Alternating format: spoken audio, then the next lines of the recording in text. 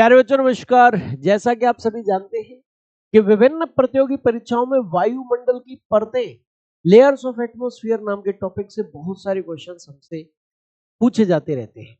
तो प्यारे बच्चे, आज की इस वीडियो के अंतर्गत मैं संक्षेप में चर्चा करने वाला हूं वायुमंडल की परतों को लेकर, लेयर्स ऑफ एटमॉस्फेयर को लेकर। एक इमेज वहां पर हम लोग देखेंगे और इस इमेज की सहायता से ये पूरा टॉपिक आप लोगों को समझ में आने वाला है। प्यारे बच्चे, यहाँ पर एक इमेज दे रखा है वायुमंडल की परतों का। कई बार क्वेश्चन आ जाता है हमसे कि बताओ भाई वायुमंडल की सबसे निचली परत कौन सी है, तो भैया क्षोभमंडल है। क्वेश्चन आ जाता है बताओ भाई वायुमंडल की सबसे ऊपरी परत कौन सी है, तो बहिर्मंडल है ना। क्षोभमंडल वायुमंडल की सबसे निचली परत है। इसका विस्तार ध्रुवीय क्षेत्रों में 8 किलोमीटर की ऊंचाई तक और विषुवतरेखीय क्षेत्रों में संवहनीय धाराओं के कारण 18 किलोमीटर की ऊंचाई तक देखने को मिलता है। मौसम संबंधी समस्त गतिविधियां, चाहे वो बादल वर्षा हो, चाहे वो बिजली हो, चाहे वो चक्रवात प्रतिचक्रवात हो, वो सारी की सारी मौसम संबंधी गतिविधियां क्षोभ मंडल यानी कि ट्रोपोस्फियर में ही घटित होती है। प्यारे बच्चे, अगर हम क्षोभ मंडल की चर्चा करें तो क्षोभ मंडल के ऊपर आपको समताप मंडल देखने को मिलेगा।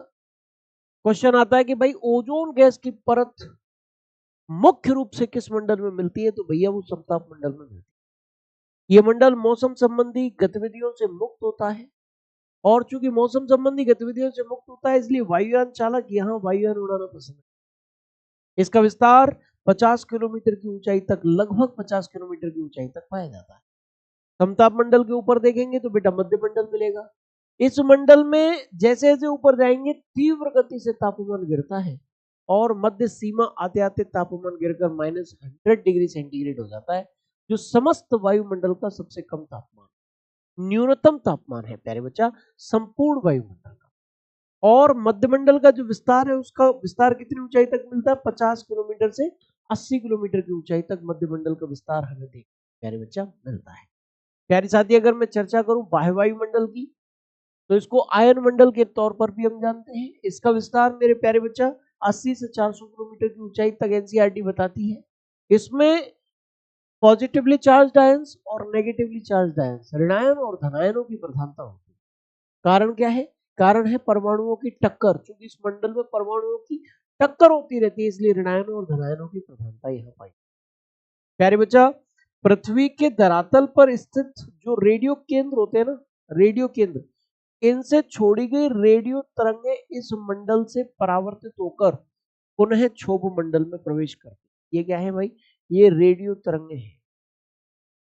बोलो क्या है बच्चा, रेडियो तरंगें हैं और इस मंडल से परावर्तित होकर पुनः प्यारे बच्चा वो क्षोभ मंडल में रेडियो तरंगें प्रवेश करते हैं। अच्छा, अपने वायुमंडल की सबसे ऊपरी परत कौन सी है, बहिर्मंडल। बहिर्मंडल में 1000 किलोमीटर की ऊंचाई तक वायुमंडल काफी विरल हो जाता है और बहिर्मंडल का अंत हो जाता है लगभग 10,000 किलोमीटर की ऊंचाई के बाद। और इसके साथ ही वायुमंडल का समापन और अंतरिक्ष की शुरुआत हो जाती है। तो इस प्रकार से बहुत सारे पॉपुलर क्वेश्चंस हैं जो इस टॉपिक से हमसे पूछे जाते रहते हैं और उन क्वेश्चंस का जवाब देने का प्रयत्न भी मैंने इस छोटी सी वीडियो के अंतर्गत किया है। उम्मीद है आपको वीडियो बहुत पसंद आई होगी।